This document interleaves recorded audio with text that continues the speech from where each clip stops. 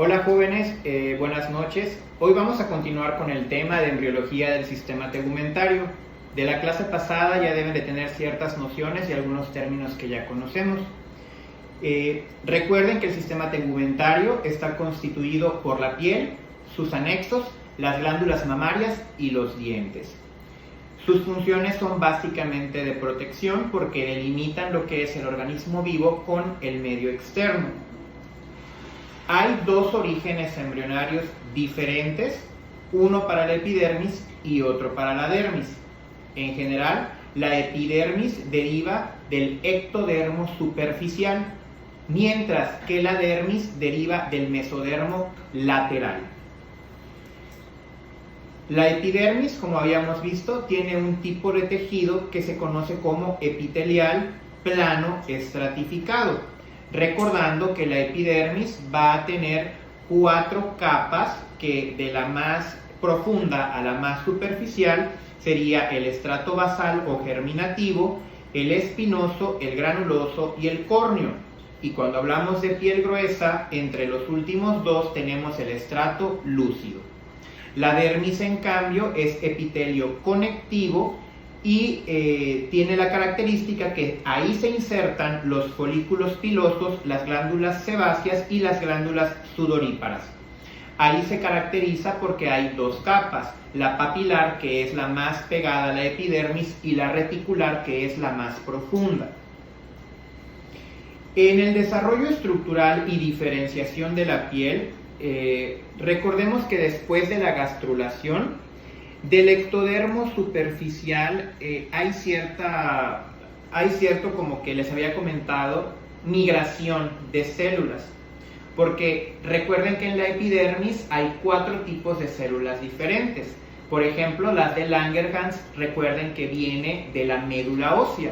Por lo tanto, tiene un origen embrionario distinto, pero migran siempre hacia la epidermis. Mientras que los queratinocitos vienen del ectodermo, al igual que los melanocitos. Pero recordemos que los melanocitos hacen una migración a la dermis, ahí están en melanoblastos y luego suben a la epidermis para diferenciarse en melanocitos. Para que ocurra todo esto, les platicaba en la clase anterior que tenía que haber cierta acción, por ejemplo, de moléculas señalizadoras. Estas moléculas señalizadoras que permiten que el ectodermo superficial se convierta en epidermis y no en tejido nervioso son las llamadas WNT. Les repito, son moléculas señalizadoras que lo que hacen es bloquear a los factores de crecimiento de fibroblastos. ¿Por qué? Porque si los factores de crecimiento de fibroblastos del ectodermo persisten en un tejido, se va a desarrollar como tejido nervioso. Pero si están los factores de crecimiento de fibroblasto y expresa la molécula WNT, ese tejido del ectodermo ya no se va a convertir en sistema nervioso y se va a transformar en epidermis. ¿Ok? Ahora bien, además de esto,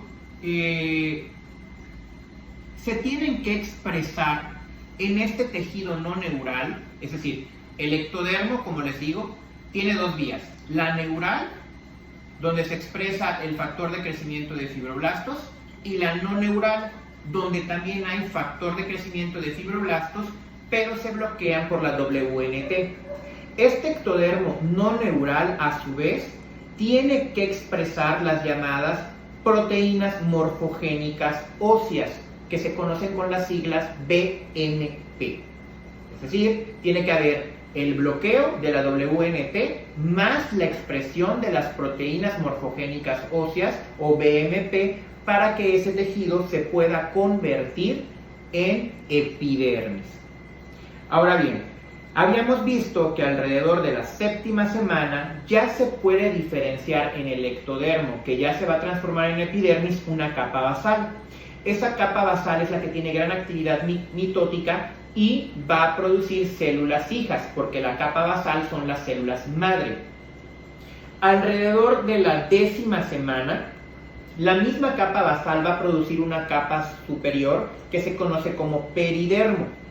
Recuerden que este peridermo a su vez va a desaparecer cuando ya la epidermis tenga sus 4 estratos que les dije hace un momento. Antes de ello, entre la capa basal y el peridermo se va a formar una llamada capa intermedia. En esta capa intermedia se va a producir por la división de la capa basal y va a ir subiendo como sucede en una piel normal y adulta. Un dato muy curioso es que el peridermo, que es el que se encuentra arriba de la capa basal, es rico en glucógeno. Esto seguramente porque hay que nutrir a las células para que puedan hacer un proceso de engrosamiento y de diferenciación. Conforme la capa basal va produciendo más células hijas, ya se van a ir apreciando más estratos que son los propios de una piel adulta. De hecho, está reconocido que alrededor del 4.º mes de vida intrauterina ya se pueden apreciar los 4 estratos de la epidermis.